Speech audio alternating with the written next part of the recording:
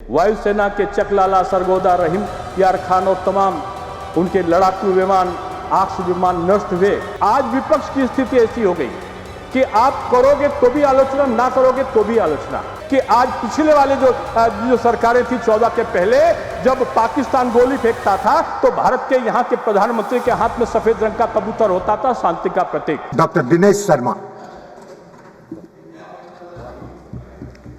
धन्यवाद उपसभापति महोदय। एक अति महत्वपूर्ण विषय पर आपने बोलने का समय दिया। हम सब जानते हैं कि 22 अप्रैल की वो भयावह घटना पहलगाम की, उसने पूरी दुनिया में पाकिस्तान प्रायोजित आतंकवाद का खुला रूप को हमें प्रस्तुत करने में वो समय दिया जब निरीह लोगों की हत्या की गई और वो राज्य प्रायोजित वो आतंकवाद का एक स्वरूप था। मानवर हम बहुत देर से सब चर्चाओं को सुन रहे थे और इन चर्चाओं में जो 22 अप्रैल की घटना से लेकर और 7-8 मई को जो भारत ने एक सटीक हमले किए उनके विभिन्न क्षेत्रों पर, आतंकी क्षेत्रों पर, उनके बीच की घटनाक्रम का मैं वर्णन कर रहा था। अभी तमाम लोग कह रहे थे, माननीय कम्युनिस्ट पार्टी के भी वक्ता चले गए, वो कह रहे थे कि युद्ध एक विकल्प नहीं है। कांग्रेस के वो कह रहे थे आर पार करना चाहिए। एक और कोई कह रहे थे कि हमारे पास और विकल्प भी हैं। भारतवर्ष ने सारे विकल्पों को अपनाया और सारे विकल्पों को अपनाने के बाद जब वो नहीं माने तो पहला जो उनके आतंकी अड्डे थे उस पर, उनके 11 जो आतंकी अड्डे थे, प्रशिक्षण शिविर थे, उन पर सटीक हमले हुए। उनके सैन्य या नागरिक क्षेत्रों को नहीं चुना गया, लेकिन पाकिस्तान के द्वारा जो प्रतिक्रिया में भारत के धार्मिक क्षेत्रों को, स्कूलों को और अन्य नागरिक क्षेत्रों को निशाना बनाने के उद्देश्य से जब ड्रोन छोड़े गए, मिसाइलें छोड़ी गईं, तो उसकी प्रतिक्रिया स्वरूप भारत ने जो जवाब दिया और उस जवाब में अगर हम देखें तो उनका लाहौर, पसरू, चुनिया, आरिफवाला तमाम जो राडार के स्टेशन थे नष्ट हुए। वायुसेना के चकलाला, सरगोदा, रहीम यार खान और तमाम उनके लड़ाकू विमान, आकाश विमान नष्ट हुए। आतंकी जैश व लश्कर के ठिकाने तबाह हुए। दूसरी ओर मरकज तौबा मुरीद के को निशाना बनाया गया। पाक एयरफोर्स क्षमता 5 साल पीछे भी हम नहीं कह रहे, ये पाकिस्तान के तमाम लोगों का कहना है। मान्यवर, मेरा इस संदर्भ में कथन यही था कि विपरीत विरोधाभास वाले लोग माननीय प्रधानमंत्री को चुनौती देते हुए बोलते थे कि प्रधानमंत्री जी मौन है। कोई ये बोलता था कि प्रधानमंत्री जी एक्शन क्यों नहीं लेते, जब एक्शन लिया तो एक कड़ा एक्शन क्यों लिया। मुझे एक प्रसंग याद आता है कि एक व्यक्ति अपने गधे के साथ में 2 लोग जा रहे थे। एक खाली जा रहा था, लोगों ने कहा खाली जा रहा है, ये पैदल चले। उन्होंने बेटे को बैठा दिया, पिता पैदल चलने लगा। लोगों ने कहा ये बेटा चल रहा है गधे के ऊपर और बाप चल रहा है नीचे। उन्होंने पिता को बैठाला और बेटा नीचे चलने लगा। लोगों ने फिर जब छींटाकशी करी तो दोनों लोग उस पर बैठ गए और चलने लगे। तो लोगों ने कहा अरे ये कैसा बेचारे गधे की चिंता नहीं, दोनों चल रहे। आज विपक्ष की स्थिति ऐसी हो गई कि आप करोगे तो भी आलोचना, ना करोगे तो भी आलोचना। मान्यवर, मुझे तो सुनकर ताज्जुब हुआ, एक विद्वत व्यक्ति का जब उद्बोधन यहां पर हो रहा था, वो विधि वेत्ता है और विधि वेत्ता ऐसा लग रहा था जैसे पाकिस्तान का लाइव टेलीविजन का प्रसारण हो और उसके लिए वो भारत की कमजोरियों का वर्णन कर रहे हैं। और मुझे तो ताज्जुब तो तब होता है कि जब सामने पड़ी खाली हुई सीटें उस समय भरी हुई थी और भरी हुई सीटों के लोग जोर जोर से थपथपा के तालियां बजा रहे थे, जैसे लग रहा था भारत कमजोर है। उसकी जो वो वर्णन कर रहे थे, उस वर्णन का जैसे समर्थन कर रहे हूं। भारत कमजोर नहीं है, भारत वो भारत नहीं है। भारत वो भारत है कि आज पिछले वाले जो सरकारें थी 14 के पहले, जब पाकिस्तान गोली फेंकता था तो भारत के यहाँ के प्रधानमंत्री के हाथ में सफेद रंग का कबूतर होता था, शांति का प्रतीक। उधर से गोली, इधर से कबूतर, उधर से गोला, इधर से कबूतर। 14 के बाद मोदी जी आए, उन्होंने कहा उधर से गोली तो इधर से गोला, उधर से गोला तो इधर से बम, और अगर उधर से बम तो घर में घुस के मारेंगे हम। और घर में घुस के मारने की वो प्रक्रिया चली।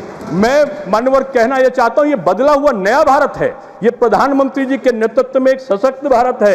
आप पूछते हो कि पाकिस्तान की मजबूती का वर्णन, पाकिस्तान चाइना के साथ भारत को कर लेगा। हमारे देश कहां, जो हमारे सहयोगी देश हैं, आज पूरे विश्व में हमें अप्रत्यक्ष समर्थन मिला है। लोगों ने भारत को आतंकवाद के खिलाफ जो कार्रवाई है उसका अधिकार बताया है। लेकिन हमारे यहाँ के लोग बहुत बड़े बड़े विद्वान हैं, बहुत बहुत के लोगों को अहंकार है, और अहंकार की सीमा पार करके लोग अपने आप को वर्तमान में प्रधानमंत्री के स्वरूप में अपने आप को आवरण अपने को पाते हैं। और मैं उनको कहना चाहता हूं, ज्ञानी को और अज्ञानी को दोनों को समझाया जा सकता है, लेकिन जो अभिमानी हो उसको कोई नहीं समझा सकता। और यहां अभिमानी को समझाने का जो उपक्रम है, मैंने देखा कि आज यहां पर तमाम तरीके की बातें हुई। बहुत से ऐसे लोग थे जिन्होंने ऐसे आतंकवादियों के विचारधाराओं का प्रवाह अपने में लाए होंगे। हम प्रश्न ये है कि भारत का जो भाजपा की भारत की सरकार है और जो पिछली सरकारों की नीयत थी, उनके बारे में जब प्रश्न आता है कि मोदी जी की नीयत क्या है, तो कल का उनका जो उद्बोधन सुना होगा जिसने, मोदी जी की नीयत पाक साफ है। और ये जो पाक साफ है कि नीयत हम जब कहते हैं तो हमारे जो विपक्षी दल के लोग हैं वो एक प्रकार से व्यंग बनाकर और तरह तरह की चीज़ों को आज हमारे सामने प्रस्तुत करते हैं। मान्यवर ऑपरेशन महादेव की चर्चा हो रही थी, श्रावण का माह है, महादेव की चर्चा होना स्वाभाविक है। और वहाँ पर आतंकवादी जो सुलेमान है, फैजल है, जिब्रान है, ये सारे आतंकवादी जब मरे हुए पाए गए, सिंदूर का बदला जब हो गया, तो तब लोग बोलने लगे इनकी पहचान क्या है। जब उनका वोटर कार्ड से मिलान हो गया, जब उनकी जो राइफल की गोलियां चलाकर उससे जब साइंटिफिक मिलान हो गया, सारा मिलान हो गया, तब भी उनके पास में एक चीज का मिलान नहीं हुआ मान्यवर, वो थी जो वो लाए हुए टाफी थे, वो टाफी का मिलान नहीं हुआ मान्यवर। मुझको लगता है वो ऑटोमेटिक राइफल लाए थे, वो जाहिर सी बात है आतंक करने के लिए लाए थे। उनका वोटर लिस्ट था, जाहिर सी बात वो अपने को पाकिस्तानी दर्शाने के लिए लाए थे। लेकिन टाफी क्यों लाए थे ये रहस्य अभी तक नहीं खुला। मुझको लगता है कि उनके समर्थन में इस प्रकार का जो वर्णन करने वाले लोग थे, शायद उनका मुंह मीठा कराने के लिए वो लाए होंगे।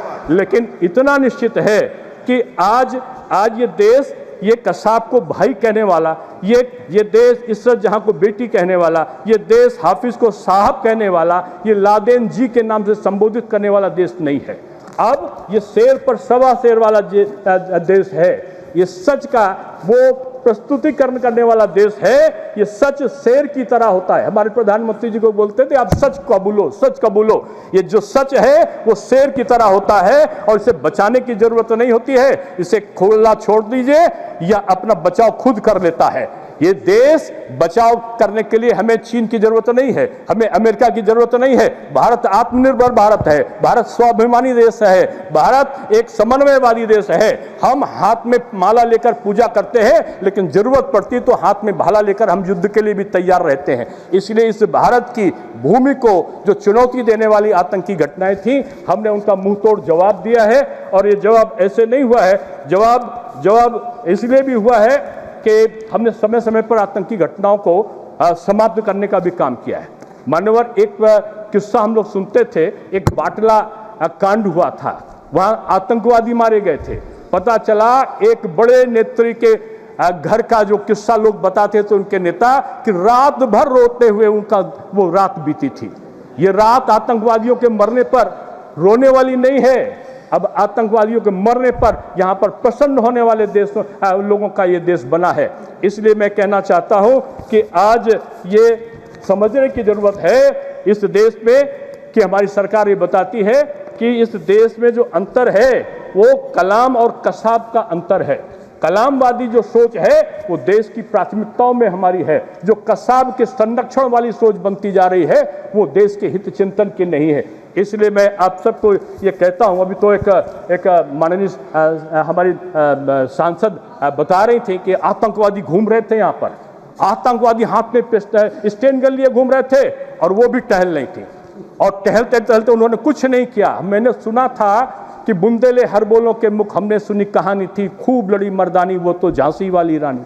अब तो आज तो हमने सुना कि सांसद के मुख सुनी हमने कहानी थी कि वो आतंकवादी के सामने भी टहली, लेकिन कुछ नहीं हुआ।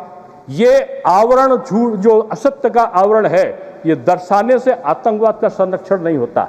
मानवर, मैं इसलिए कहना चाहता हूं कि युद्ध समाधान नहीं है, लेकिन युद्ध अगर आ जाए तो युद्ध का अंतिम छोर समाधान जो विकल्प बचता है वो प्रतिकार बचता है, और वो प्रतिकार हमारे देश के प्रधानमंत्री जी ने लिया है। और उस प्रतिकार में केवल यही नहीं है, ऑपरेशन सिंदूर का मैं अंत में कह के समाप्त करता हूं कि ऑपरेशन सिंदूर का कोई लोग यहाँ पर अर्थ बोल रहे, कोई फिल्म का बता रहे थे सिंदूर का अर्थ क्या है। एक बार माता सीता ने प्रभु राम से पूछा, प्रभु राम के का वर्णन किया, बजरंगबली ने पूछा उनसे कि माते सिंदूर क्यों लगा रही हो छोटा सा ये, उनका ये सिंदूर पति के जीवन के संरक्षण का, सुख शांति और संवर्धन का ये प्रतीक है। तो वो सिंदूर जो माताओं के ये मस्तिष्क पर लगा हुआ सिंदूर है, उसको अगर कोई छेड़ने की कोशिश करता है तो निश्चित रूप में हमारा भारत का एक सशक्त प्रशासन है, वो उसको मुंहतोड़ जवाब देने की क्षमता रखता है। उसे हमें सहायता की जरूरत नहीं है कि कौन विश्व का देश आएगा।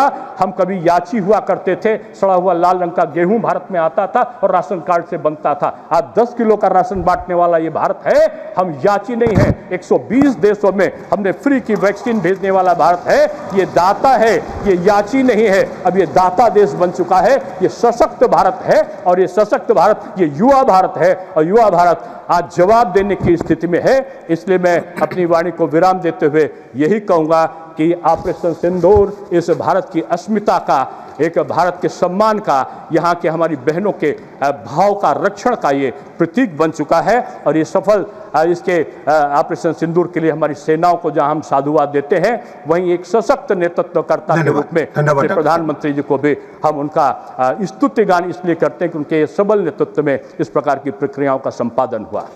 धन्यवाद।